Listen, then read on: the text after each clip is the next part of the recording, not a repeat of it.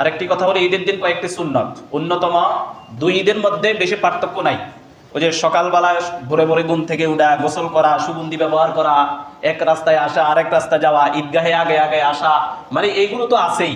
কিন্তু ঈদ উল ফিতর আর ঈদ উল আজহার মধ্যে পার্থক্য হলো ঈদ উল ফিতরে ঈদের নামাজে আসার আগে কিছু খেয়ে আসা, আর ঈদ উল আজহায় সর্বপ্রথম নিজের কোরবানির পশুর গোস্ত দিয়ে আহার শুরু করা, এটা একটা মুস্তাহাব আমল। মানে কিছু না খাওয়া উত্তম। কথা কি বুঝাতে পারছি? কিছু না খাওয়া কি উত্তম, কিন্তু খাইতে পারবেন, নিষেধ নাই। মানে এটা হলো যে আপনি যদি সর্বপ্রথম আপনার কোরবানির পশুর গোস্ত দিয়ে সর্বপ্রথম শুরু করেন খাবার ওই দিনের, তাহলে একটা মুস্তাহাব নেকি পাইবেন। কি পাবেন? মুস্তাহাব নেকি। আর ঈদ উল ফিতরে আসার সময় মনে মনে তাকবীর বলা, তাকবীরে তাশরিক, আল্লাহু আকবার, আল্লাহু আকবার, লা ইলাহা ইল্লাল্লাহু ওয়াল্লাহু আকবার, আল্লাহু আকবার, ওয়ালিল্লাহিল হামদ। এটা ঈদ উল ফিতরে মনে মনে।